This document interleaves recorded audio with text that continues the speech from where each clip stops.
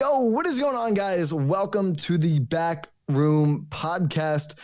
Man, I've been trying to get this started for a huge minute, but not gonna lie, got kind of lazy. But you know what? I knew the Snyder Cut was coming out, and it's coming out in 3 weeks, so I want to be prepared to talk about this film. So let's just go back in time and go back to 2013. But before we do, I want to introduce my very first guest, a good friend of mine, Christian. What is going on, my man? What is going on, everybody? How are you doing today? Hold on, I have this air. Okay, there's it. There we go. Hello, everyone. What's going on? We're here for the podcast. What's going on? How's life? Nothing. Dude, I'm doing good. I'm just excited to finally get this podcast up and running. And I'm really glad it's a film that I really do love first. Spoiler alert for my first show. Can't say the same as we keep going down the line for the next few weeks. But you know what? I'm really glad you're here, man. Let's just kick this stuff right off. Just like, what are your general thoughts and opinions on Man of Steel 2013? Because I remember when it first came back, the movie got obliterated, not only by fans, but by critics saying this is not my Superman and all this nonsense stuff. But then we jump to 2021.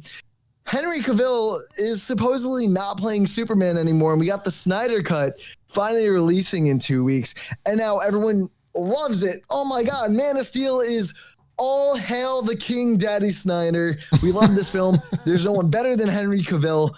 And that's a really big switch up in almost, 8 years at this point? That's insane. But Christian, what did you think about this film when you first saw it compared to how you see it now? So I have to be really honest. I'm not the biggest Superman fan, ever. Like, if someone's like, oh yeah, Man of Steel, I'm like, oh yeah, Goku, of course. Like, Goku is my guy. There's a Goku day. It's on my birthday, May 9th.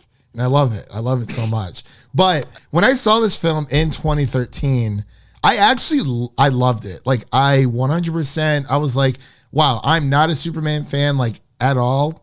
But it's like, for whatever reason, I just really enjoyed this film for what it was. I think I was in college when it came out. I think it was like a freshman when it first came out. So I was like, yeah, I'll go see it. And I was like, wow, this is new. This is different. You know, it's not just like the Johnny Blue Boy Scout. Like, I understand a lot of people are like, not my Superman, but I really did.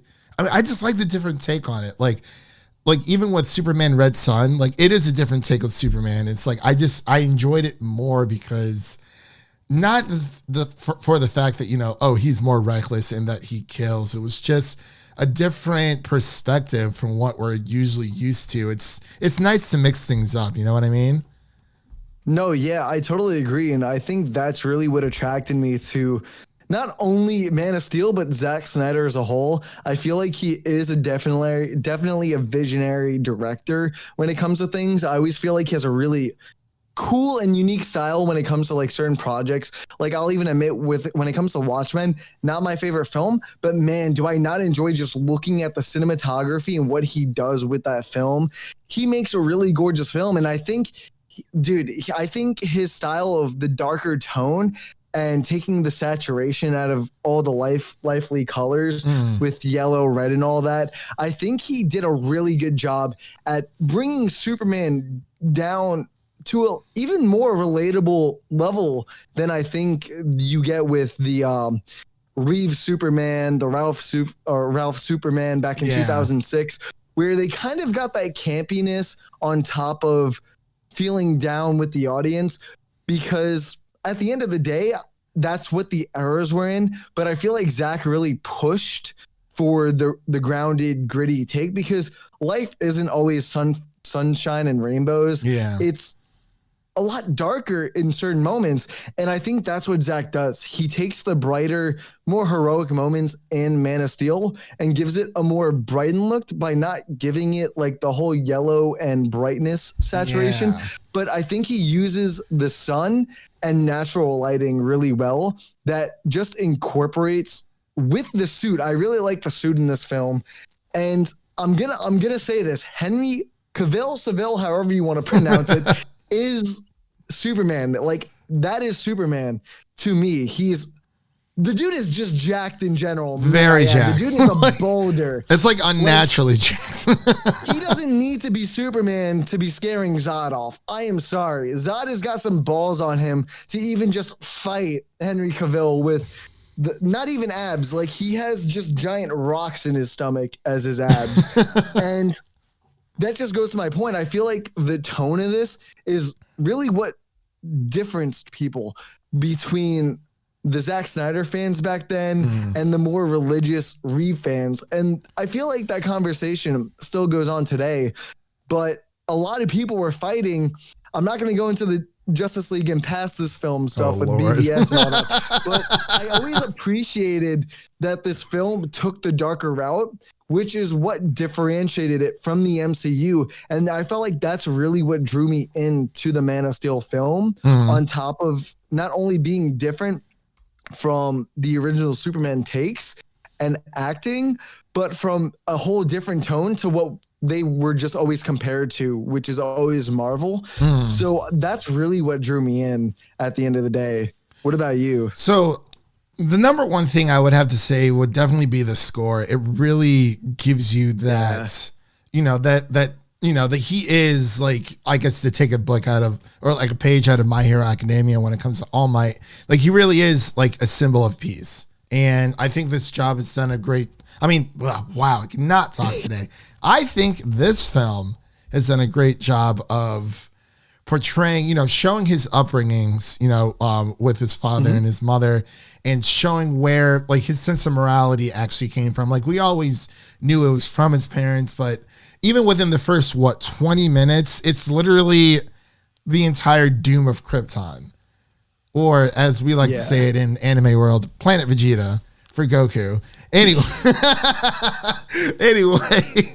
I just had to throw that out there. But yeah, it really, like, but it's like when I sit through it, it's like, yes, the beginning is long, but it's necessary for, like, literally the entire story, because there's so much that happens. And I really like going back to the score. That really just gives you a sense of who Superman is. It kind of just lifts your spirits up in a way, because, he's, Henry Cavill playing as Superman. It's showing his trials and his tribulations of what he should and shouldn't do. And it's like, he could easily just, walk over anyone. And, his father kind of teaches him, hey, like, you have this great power, but, like, you do have to be responsible with it. You can't just, lash out and kind of just do whatever you want, because the world's not ready for that. Because, like he says in the film, his father says, people are afraid of things that they don't understand. And it kind of just turns everybody's belief system upside down. It's like the things that you can do is, like, it's literally out of this world, like, beyond comprehension of the average human. But, he identifies himself as a human. And that's what I think is a beautiful thing about the film when it comes to tying in with the score, especially like when he takes his first flight and just, I don't know, like, I really do enjoy this. It's definitely one of my it's in my top 3 DCEU movies. I'll probably put it at number 2. Shazam's my number 1. I don't know why, but it's just a really great time. That's nuts. I'm literally reversed. The Man of Steel's my 1, Shazam's my number 2. Okay, dude. Yeah. So I get your level of intellect there, man. I get it. Yeah. But to, like, piggyback off what you said, I think the first half of this film, away from the Superman stuff, is some of the most investing superhero emotional core that we've seen it in a while from that point, at that point back in 2013. And I'll even agree to the point where the scene in BVS, I think it was the Ultimate Edition between Superman and his dad on top of the mountain. I forgot where it was in the film. I refuse to watch that film. But that's not the point. I'm watching it for next week, people. Don't you worry. For sure. I spoiled it. I just spoiled it. But you know what? It's fine. We all assumed it. But I think him and his father, Kent's relationship, is the heart of this film. Yeah. And it was something that I personally didn't feel like that we kind of needed until it was shown to us, because Jor-El was always the father figure in the other movies, because obviously he was his father in the Fortress of Solitude. That's where he always went to find his quote unquote answers. And I like how Zack kind of flops it to the side, because as we saw in BVS, he goes to his father, or his non-biological father, Kent, on the top of the mountain and finds him instead of going to Jor-El. Jor-El kind of actually just appears in this film. Yeah. More so than more like a conscience. Going to him for help. Yeah. Yeah. It's kind of like he's there when, sorry, I didn't mean to cut you off. No, keep going. So it's kind of, you know, Jor-El's kind of there when he doesn't expect it. It's kind of like, hey, you need help, but you don't realize it until someone's there to be like, hey, this is what's going on.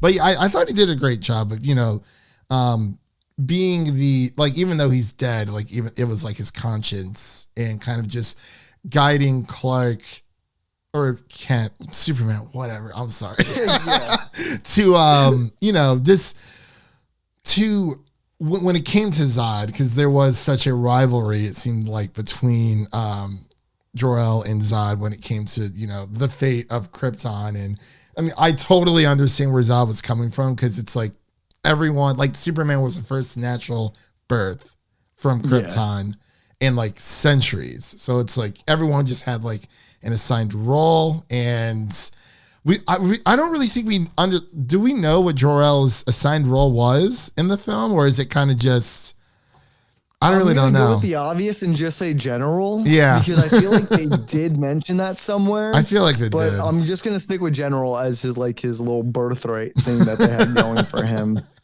So go ahead. You're good. No. I was about to add on to what you said, because I really like what Zack does with this film. He really makes you go back and forth between who is right and who is wrong. Between the beginning with Zod, like, you understand where he's coming from, but then you understand where Jor-El's coming from. And then you look at the end of the film where Superman snaps his neck. You look at it as, oh man, Superman did something that he doesn't do, which is kill, but he's also saving the lives of a family. Yeah. So he goes against the morale, which was big for 2013. It might not seem big now, but having that big switch was one of the biggest talking points for why people actually didn't like this film. I thought it was a great Superman scene. Doesn't kill. Yeah. Which is why I also liked it, because it went away from the Superman norms that we've been used to. We've always seen the campy. We've always seen, like, in the first one, we saw Matt Reeves. Oh no, Lois Lane dies. What does he do? He literally reverses the fucking planet in time. I've honestly always hated that. It's just like, I mean, I hate to say it makes no sense. Yeah, but it's like, it's a superhero movie, but it's like, well, like, bro, come on. There's just some things that are too much. It's like, okay, exactly. So I like how Zack pretty much at the end of the day grounded the story. Grounded Superman, and they, like you said in the beginning about having the first 20 minutes on Krypton. Like I said before, it doesn't feel like something we've needed, but it added a lot more. Yeah. It added more to the relationship between Kal-El and Jor-El, and then it also had this inner conflict with his legacy and where he was actually grown up and raised. Yeah. So I like that a little bit. It gives you like the sense of, you know, like, obviously, like, oh, picking a side, but I mean, at the same time, I really enjoy the, you know, it was the Codex, I believe it was like literally inside of, you know, Superman's DNA. And it's like, oh, that's really, really interesting. But I really like that net snap, though. I was like, yeah, let's go. It was oddly satisfying. It was like one of those oddly satisfying things where they kind of just like file all the paper and you're just like, it's like, he's gonna just let the family die. It's like, I'm sorry, but it's just sometimes, I mean, like, obviously he killed Zod, but it's like, it was to save a family. Those about to get roasted. And I understand. They were just gonna get slit like a fucking paper cut on my skin. Oh my gosh. It's like, dude, that was a very and you see, you know, like, it's kind of like, yes, Superman has this, you know, moral compass, but at the same time, like this is just within Zack Snyder's universe, this is Superman like first realizing who he is, and it's like I don't know, like I feel like that's warranted that he would kill Zod because Zod wasn't going to stop. And he was trying to say, and he's very unexperienced too at this point. Exactly. Yeah. That's the point. Very first big fight. It's like, okay, Superman, don't kill. It's like, well, I mean, obviously, he doesn't want to, but you see that he regrets that towards the end. He just yells out this big scream, and it's like, there's just so much that happens. It's like, I mean, collateral damage. It's going to happen. We saw Lawrence Fishburne's character and the, a few of the workers from Daily Planet. It's like they were about to die, and it's like. There's nothing you can do but just hold the other person's hand, and like even though nothing, like it's not going to be okay, it's like at least you're there with them, and it's like it's kind of just like accepting your fate. But it's like I don't know, like I thought it was realistic. It just makes sense. I mean, like that neck snap was Cavill's performance. Just showed so many layers to how he truly felt. I feel, especially looking back at it now in 2021 to 2013, you can see that, man, he really didn't want to do that. He knew what was going to happen if he didn't do that. He wanted to save his planet. And sometimes it does take the ultimate cost of taking a life, especially in the case of wiping a whole new planet to create an old one that's blown up at this point. That was insane. It's like the whole terraforming thing. It's like, I mean, the story was just very, very simple. It wasn't hard to follow, unlike BVS. Anyway, true. But it was about, Clark Kent figuring out, his origins, and you have Zod, who was like essentially this Raditz character from Dragon Ball. It's like, hey, like you're not who you think you are, but it's kind of like Zod was forcing him to choose. And especially it kind of like puts in perspective if, Zod had a purpose, but now, their ship was destroyed towards the end of the movie. And it's like, by destroying the ship, that's essentially destroying Krypton. And Zod's like, well, now I have no purpose. So he just like loses his mind because he doesn't know what to do. He doesn't have any sense of direction of how to live, peacefully among humans and whatnot. But it's like, I think that kind of just, when it comes to a lot of, I think it was a nice parallel, especially with like, Superman coming in to Earth and people seeing what he can do. It kind of just, it's like, okay, I've believed in, this God for, all my life, but here comes this like essentially immortal being from what they can tell. And it just throws everyone off course. And it's like, like, what is my purpose as to, who should I depend on, my faith, or do I depend on, Superman? So it's like, it was clever. I really liked it. Good stuff. No, yeah, I definitely agree on that. And the parallels in both Superman and Zod's arcs are insane. They're just both trying to do the same thing at the end of the day. They're both trying to save their planet, which goes into the who's doing the bad, who's doing the good. It really comes down to who the person is, I really feel like. And I feel like after watching this and seeing the fan reaction in 2013, I think Zack Snyder succeeded in doing that and in throwing people for a twist on what they think they wanted compared to 2021. We all want this now. Yeah, it's the same thing with like Age of Ultron. Like I've been a big fan of Age of Ultron since its release. I'm going to put that on the record. But now everyone's like, oh my God, Wanda Maximoff is so awesome. I'm like, I've been a fan since day one. So let's pump the brakes there, everybody. Like please now, just back the fuck up. Now everyone's like, oh man, well yeah, like I think that WandaVision it enhances the experience or the insight of Age of Ultron, but I don't know. It's just a lot. I feel like a lot more people are jumping on the bandwagon now, but it's fine. Oh, dude, I absolutely agree. I just see so many, like, I see it a lot with, I don't want to say it, but the Snyder cut. No, it's fine. Yeah. Yeah. Like it's just weird mentioning it just because of just all the online drama with it. It's just even weird. We're not even done, man. And to go back looking at Man of Steel now, it's just so crazy to think that we're almost 10 years away, or not even, we're almost 10 years from the point that the film came out. Oh my God. And not only is it still more relevant than ever, but it's only gotten better over time. And the amount of people that I see saying that this is the best Superman film now, and I've been saying it since like 2013. Get out of here, please. So, Chris, I feel your pain, man. Yeah. I feel your pain. I mean, it happens, but you know, you get bandwagoners from time to time. But but a lot of these people are like either casual viewers because, like, I think especially for casual viewers, they probably didn't even know that, you know, essentially Man of Steel, BVS, and Justice League all pretty much connect to tell this giant story.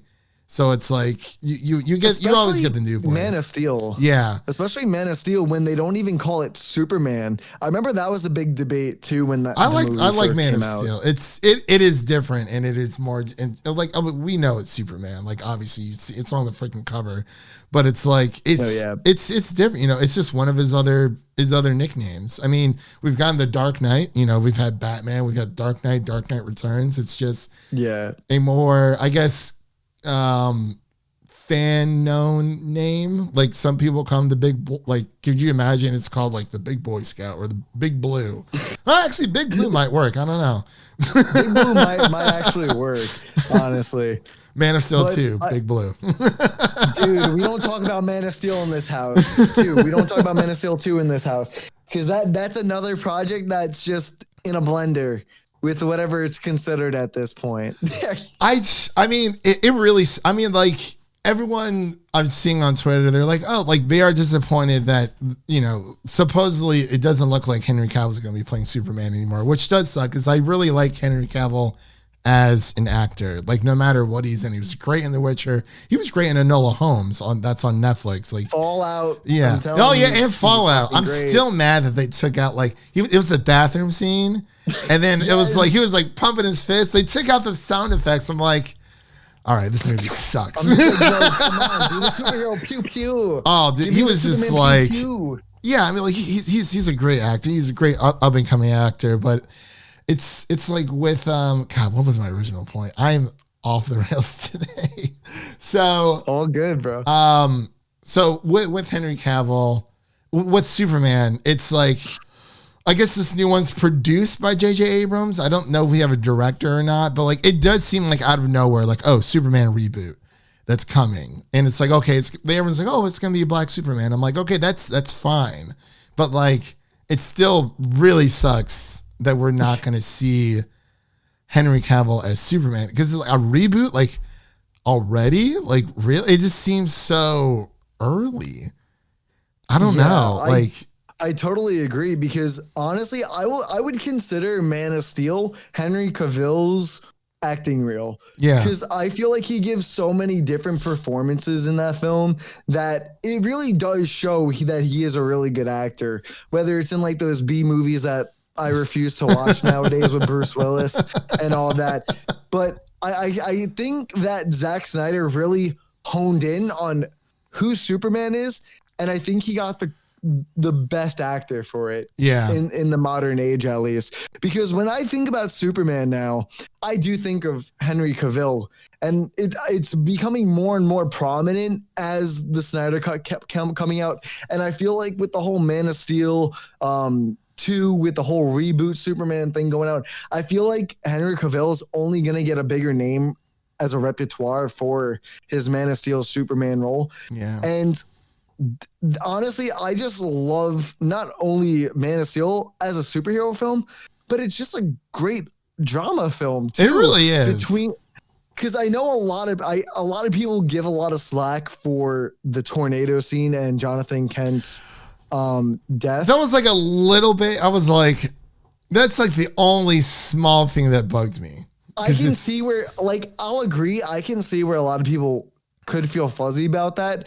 But I think the emotional core of that scene, between the reason of not going out there and saving Jonathan and the acting alone between the two of them and their eye connection, I felt just did it all that justice, instead of being like, yeah, let's be real. He probably could have gotten him away. Oh, he absolutely could, but the purpose was for him, not I felt like the purpose definitely outweighed the reality of the situation, in my opinion. I know a lot of people feel that way with the Martha scene. Not going to get on okay, with Jonathan and BVS, he automatically has like this random Southern accent, by the way, when he's talking. I was like, where was this in Man of Steel? Like, out of nowhere. Like, it is a very small nitpick, but I was like, okay, that's weird. Like, where did you develop this Kansas Southern Belle accent? Bro, I'm telling you, he just got it from Lois, even though like she lives in Metropolis. He got it from Lois somehow. Yeah. What did you think of Amy Adams as Lois Lane? That's what I was gonna bring up. I'm like, speaking of nitpicks, I really don't like it. I don't Heresy. like Amy Adams. Heresy.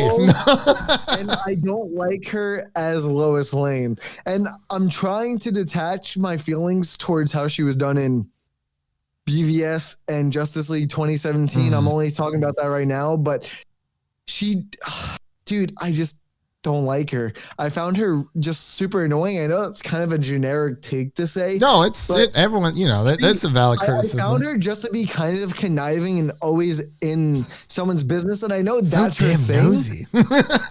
Yeah, it's just like, I'm just like, bro, can you just stop being so goddamn nosy and you would just not be in all these dangerous situations? Like, I know you could be the best reporter and not put yourself in the lines of Superman every single time. It's like Karen in Daredevil. It's super ironic that every time she was putting herself in danger, oh, Superman's there. And this is before she obtained that little beacon thing that she had in BVS in the beginning when she was captured.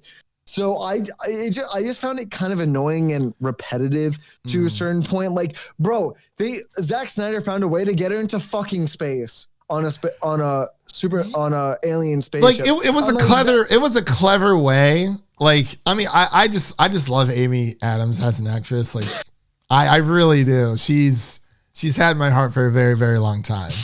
And I'm just waiting for my girl to get an Oscar. I'm just waiting for her to get an Oscar for the right movie. But it's coming.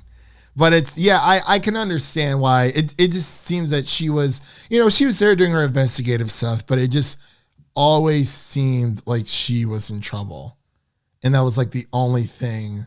It's like, oh, well, Lois is here. It's like, well, is Lois just in this movie just to be saved by Superman? Or like, is she going to do something else? Because it just seems that she's just waiting to be saved by Superman all the time. And I get it, like, that's their thing, but like, let's not have it like that all the time.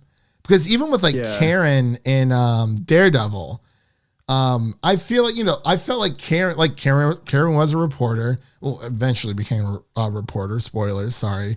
But she was in sticky situations, but she's got herself out of some sticky situations without Daredevil's house. With like Wesley, that whole thing that happened, it's like, so it's like I kind of draw a little bit parallels. It's like if she was just like a little bit more independent, or just just not being there to, like, I'm just in this scene to be saved by Superman yet again, because I think she got, it was maybe at least 2 or 3 times she got saved by Superman, Man of Steel, I think. Yeah, like 2 or 3 times. Yeah, something like that. And it's like, all right, like maybe twice or just once will be fine. Yeah. And like, I hate to like keep bringing up the future films, but like it just continues throughout the other films. And when I think of Lois Lane, I'm gonna say it. A good example is, I don't even know the actress's name in Superman and Lois. I think she plays. I haven't seen Lois that yet.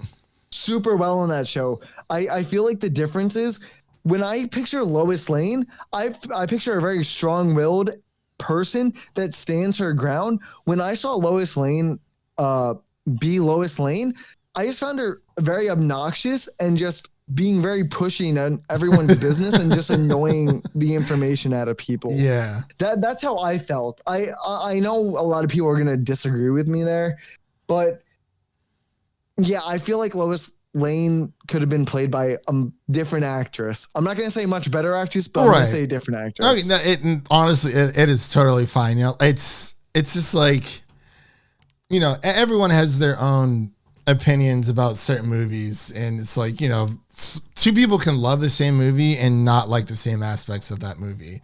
And it's just like, exactly. It's just like every time that I watch BVS, I really try to like it's not the worst DCEU film out there, like not at all. Like if I'm watching it, it's definitely the Ultimate Edition, because like why would you watch the theatrical cut? No point. Unless, you know, you're just like a casual moviegoer. Like some people see the runtime and they're like, absolutely not, I want the shorter version. A lot of my friends are like that with Lord of the Rings. I tend to just go through the extended every single time that I watch it, but it's like I give BVS a chance like I was just so hyped for that film, man. Same. Like I was hyping it up to all my friends. It's gonna be freaking amazing and blah blah blah blah. And then like I saw the theatrical cut and I was just like, I'm sorry, Zach, but like I'm just not a fan anymore. Or I don't know what it was. Like I liked Man of Steel, and then BVS, I'm like, oh my god, this is gonna be amazing. And it's just like I was like, I mean, having what's his place? His name play as Lex Luthor, Jesse Eisenberg. Oh, Jesse Eisenberg. Like, I mean, it's a new take, and that's totally fine. But it's like we're used to the, you know, conniving bald man. Like, I mean, he does eventually become bald, but it's like he was more like snarky. He was like a smart mouth. Yeah, like yeah. Bro, he was just super fucking whiny. Yeah. I'm gonna be honest. He was super whiny.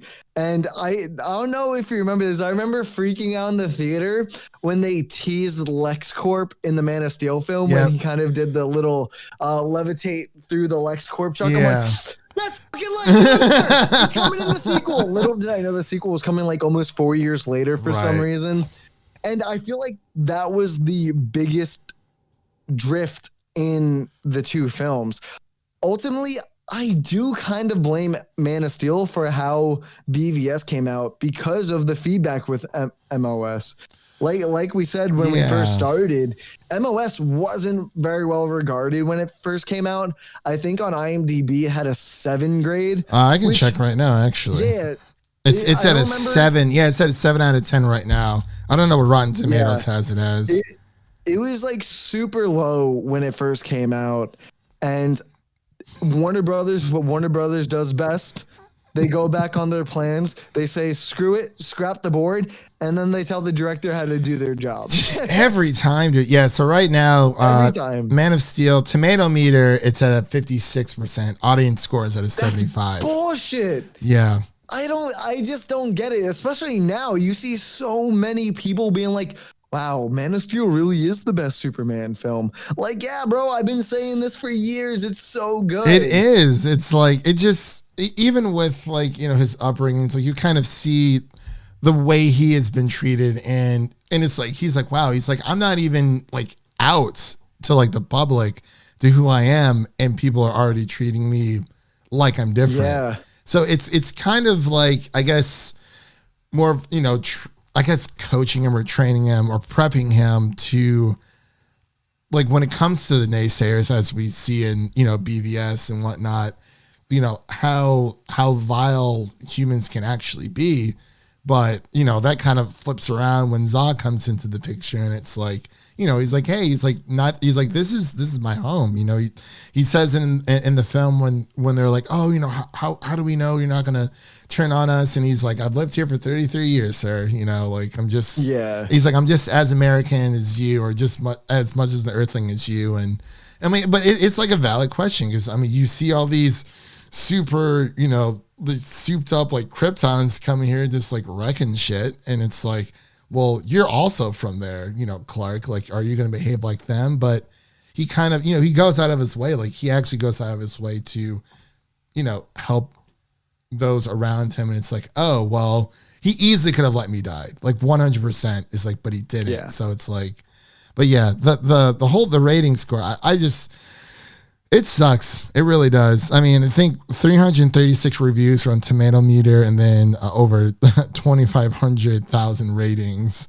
for Man of Steel since it came out. So it's like, man, oh man. Like when I look at scores, I don't believe them or go by them. Yeah. But the one I usually fall in line with is usually the IMDb score, simply just because it's always the most rated system because it's more public than Rotten Tomatoes. I like IMDb, but I know what you mean. And I think you touched on a really good point before, and that's the biggest praise I will give Zack with this film is he adds or puts very relatable problems into an unrelatable person, if that makes sense.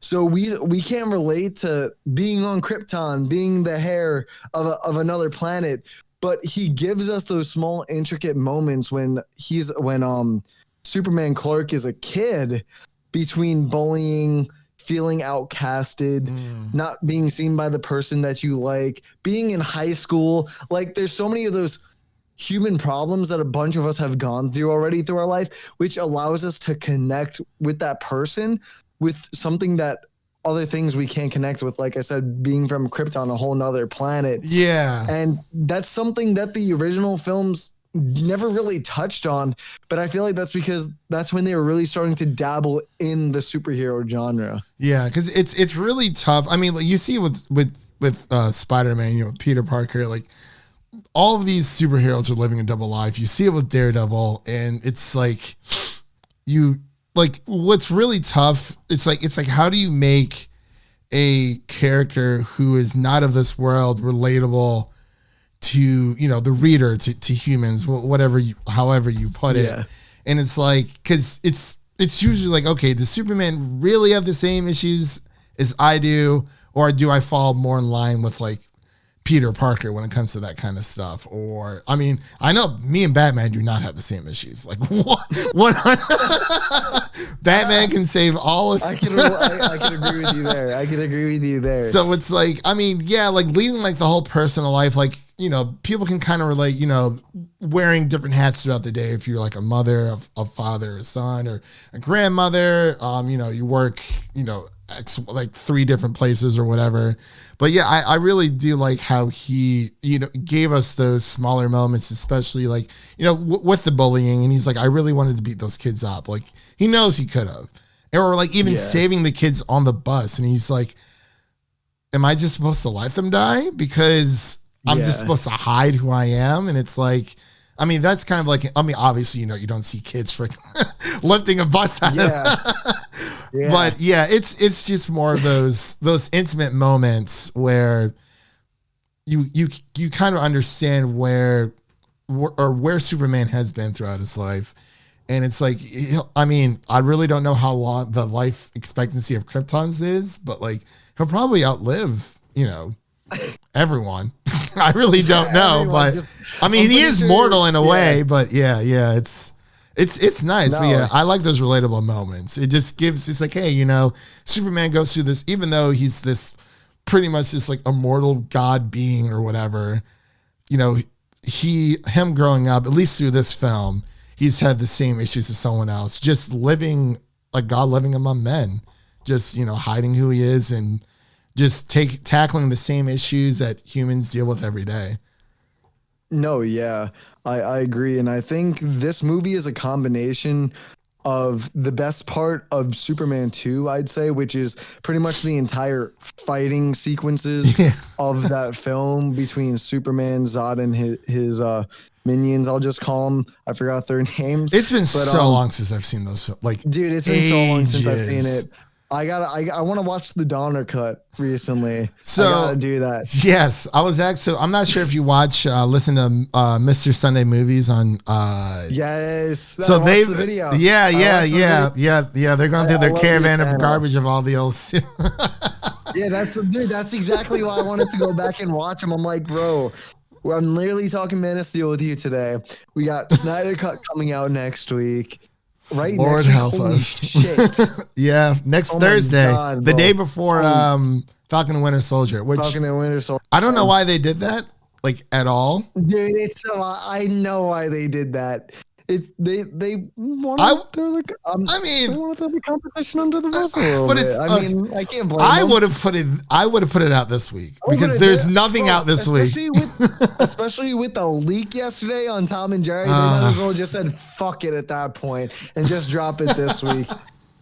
I put it out. I put out a tweet. I was like, so do you think y'all should release it because you already done goofed? Yeah, so it's I'm just like, bro, at least a good portion, so an hour already. I was so mad. I was at the gym. Zach Pope texted me. He's like, dude, you're not gonna believe what just happened. I'm like, what? And he's like, yo, if you play Tom and Jerry, you'll get at least maybe the first 2 hours. As soon as I saw the tweet, I turned on Tom and Jerry. I'm like, fuck, it's Tom and Jerry. He had to like this is not the movie I signed up for when I pressed play on Tom and Jerry. Seriously, I was not expecting Tom and Jerry HBO Max. You have failed me. I don't know how that happens, but I was like, dude, so mad. It was a play. I'm telling you, someone intentionally did it. Probably someone was like, "Oh, it's a conspiracy to get back at Zack Snyder." I'm like, Warner Brothers spent an extra $70 million on this. I don't think it was a conspiracy. It might have been someone from their office who was like trolling or, out of spite. Definitely deliberate. Yeah. Whether it was like Warner Bros or just like some low level tech guy, you know what I mean? Yeah, yeah. Because it's like, how does that happen? Tom and Jerry's been out on HBO Max for like the past 2 weeks. That's it, bro. I literally said a tweet about that. I'm like, bro, how do they accidentally post a 4-hour fucking R-rated film in a kids movie that premiered like 3 weeks ago on your service and is going away like in a few days? I'm pretty much sure at this point. Did you watch Tom and Jerry?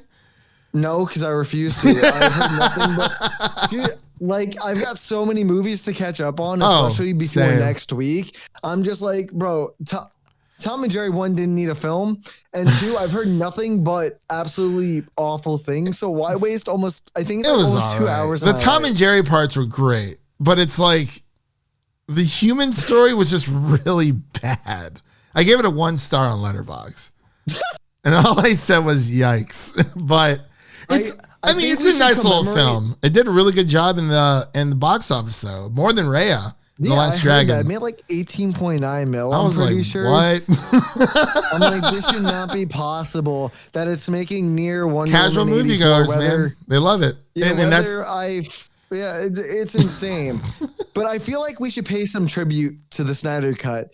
I feel like you should tell me your ranking of your DCEU films. Okay. Actually, let me bring this up on Letterboxd. I actually got to pull up my list too. Yeah.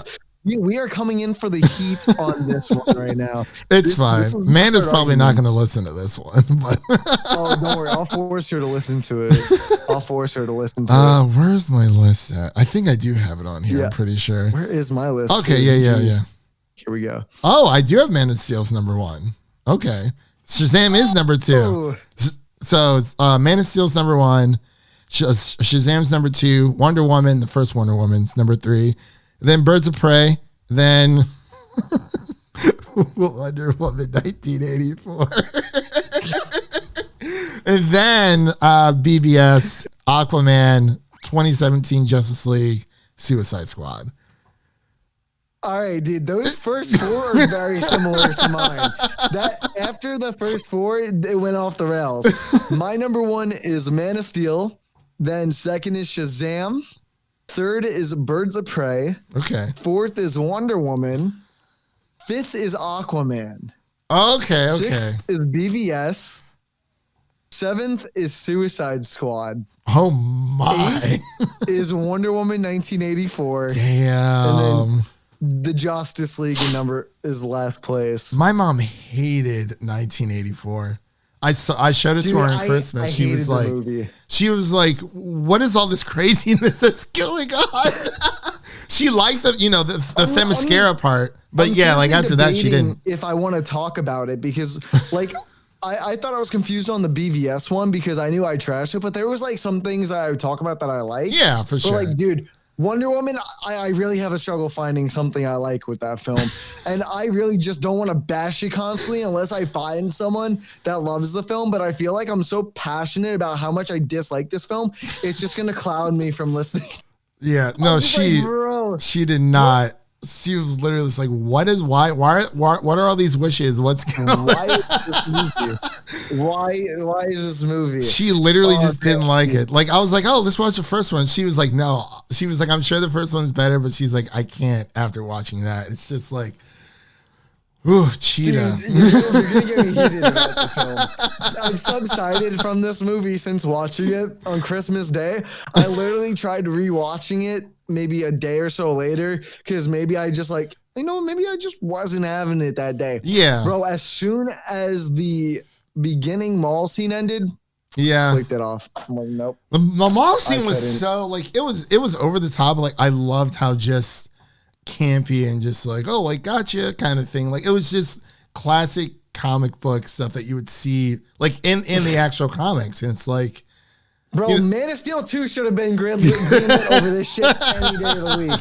I'm so sorry. That just has to be said. I could run Warner Brothers the right way. I feel like I could. It's just like, I'm pretty sure a fucking Rock can at this point. Like, I understand they like. So one of my friends, his name is Seth. He always tells me that DC equals disconnected. Like, when he's talking about the DCEU, and I'm like, and I don't think he means like, oh, it needs to be like Marvel, like everything's interconnected, because like, yes, like I do prefer the Marvel films just a little bit more, but like the problem with the interconnect, you have to make sure that at least the base, like everything, like kind of like makes sense. Yeah, you don't build a house by starting with the roof. Yeah, that's how you have to see it. You have to make sure that everything is like at least like 75 to 80% consistency. Like, there's no way it can be like completely airtight. But I like how DC is doing their own thing, but like, I wouldn't be They're really mad. fucking it up though. Yeah, I wouldn't be mad if they just their own thing somehow. Yeah, I wouldn't be mad if I saw some interconnectivity, like just like a little bit more, like please, because like I want DC. So, like, they started the interconnectivity like with Man of Steel. They gave us like the teases for what's to come in like BVS, and stuff like that. And then I would say after the whole Justice League 2017 debacle, they're just like, nah, this is not connected anymore. Let's just make solo films and then completely ignore the past. And Wonder Woman 1984 is the best example of that film. Yeah, because even Shazam had a little bit of Superman towards the end. And I mean, they did reference Batman. Birds of Prey. I would say that was the most relevantly connected film outside of the Trinity. Yeah, ironically enough, right, and like it was subtle, like, and like that's what I liked about Shazam. Like, yeah, it had those references, but they were like so subtle. It wasn't just like all in your face, like, oh, it's a Shazam movie, but oh, here comes Batman coming in doing whatever, and then he leaves, and it's like, no, it was just smaller references, and I was totally fine with that. For Aquaman, I don't know. I don't know what happened. That's the one movie that out of all the DCU films that I question how it made $1 billion. It did really so well. And people were like, oh, it's a great movie. I'm like, well, the Lion King remake made over $1 billion. And that movie, you guys trash it. It's doo-doo butter. It's terrible. I absolutely just no. Suicide Squad. I don't know. Do you think now that we're getting the Snyder cut that the okay. Dude, this. Go ahead. I know we fall off the Man of Steel topic, but no, you're fine, man. This is what I hope for like the Snyder cut. I have no preconceived notions going into it. I'm going in completely blank-minded. I don't want to go in thinking I'm gonna love it like one party is, or I'm gonna completely hate it and boycott it like another party is. I'm gonna treat it like it's a new film. Never seen it before. Like, I'm gonna go in and I really do want to enjoy it. I want to see a live action Justice League film that kicks as much ass as the fucking Avengers film. Seriously. I really do. But I really hope I don't love it enough to the point where I want a sequel. Yeah. I wanted to be one and done. I'm really fighting. Is I'm afraid that I'm either not gonna like it or I might love it so much that I want to see a sequel that more than likely won't be made. I don't want to be that person, but I don't see that sequel being made. I don't either. It's because it's like, I mean, I don't know.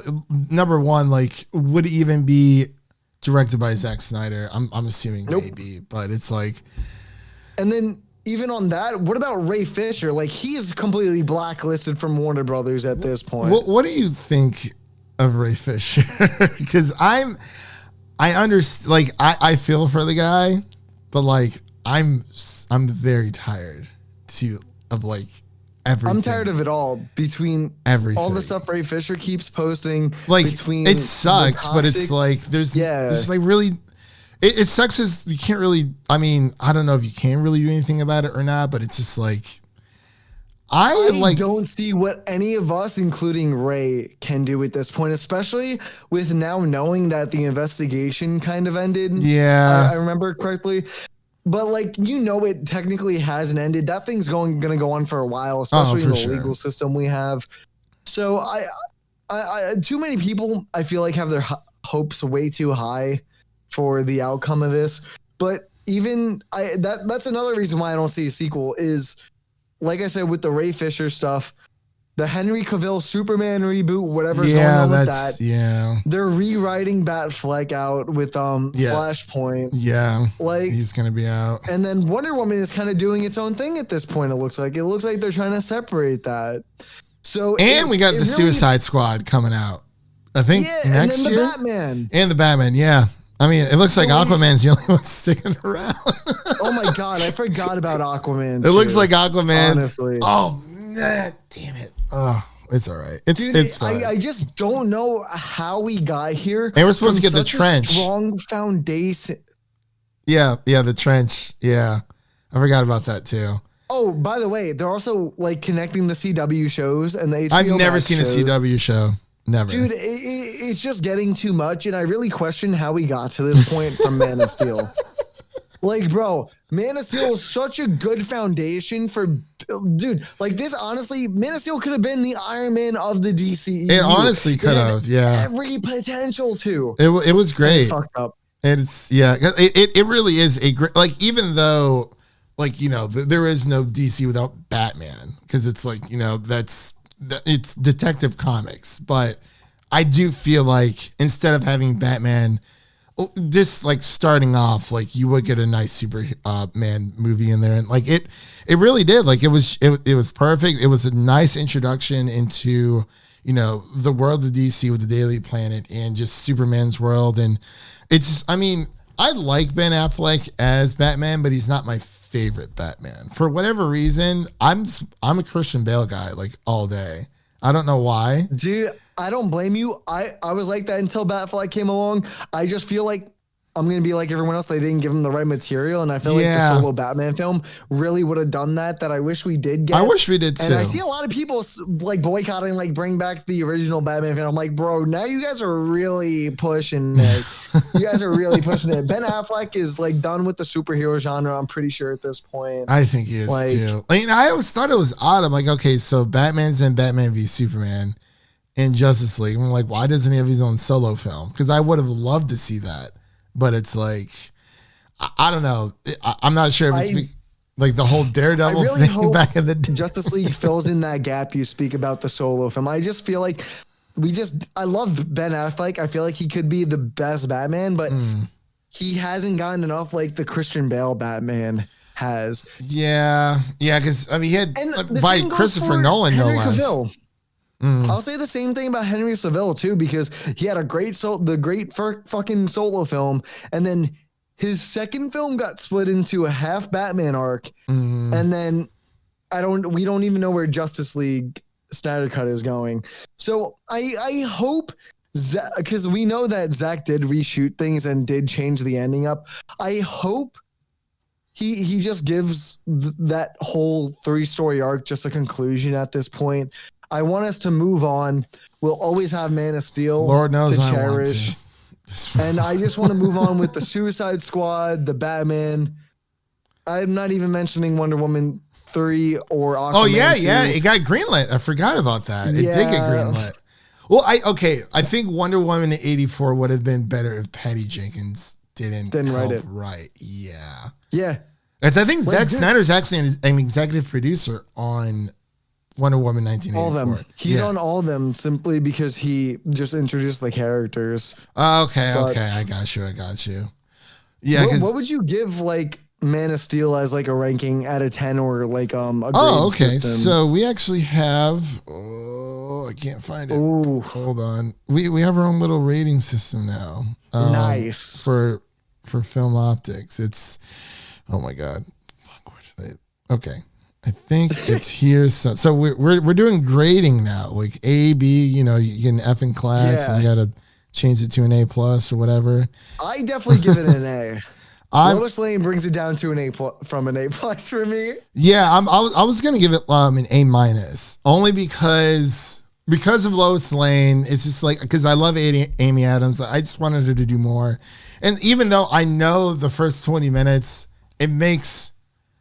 I wish it was just like a little bit shorter, but it makes sense why it's there, because it ties everything in together. And honestly, even with Justice League coming out, I feel like this is probably going to be one of the most cohesive trilogies we've had between Man of Steel, Batman v Superman, and Zack Snyder's Justice League, depending on how that turns out. I feel like it is going to have a cohesive, like, interconnectivity, kind of like Sam Raimi's Spider-Man. Like, you know, say what you want about Spider-Man 3, you know, people like it, they don't, but like, it does have a beginning, a middle, and an end. But now that Zack Snyder's Justice League is 4 hours, we kind of have to figure out where that middle is. Like, is that middle with Batman v Superman going into Justice League, or like, where does that kind of? I guess it still would be. It's just a little bit longer. Well, how long is BVS? That's like around 3.5 hours. BVS is, I think the extended director's cut is like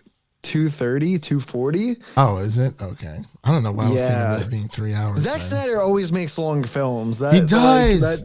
My only worry, really quick, my only worry is that, like, the longer his movies are, it can drag out like a lot. And like with Watchmen, I think it's like the ultimate cut, because there's like 4 or 5 different cuts of that film. And I think like the longest one, it's like it's like good. Yeah. And I'm like, I'm just checking my clock. I'm like, I understand this is all significant. Let's just pick up the pace just a little bit, but it's just a pacing. But like, it is what it is. But yeah, I would give Man of Steel A-. Yeah, I would go a little bit higher, simply just because I just really like that they kind of destroy the planet too at the same time. Honestly though, that was pretty sweet. It's really fun. Yeah. Like, I see a lot of people complain like that. Like, man, how do you save a planet but then destroy half of it? I'm like, bro, it's collateral damage. It happens. It's called collateral damage.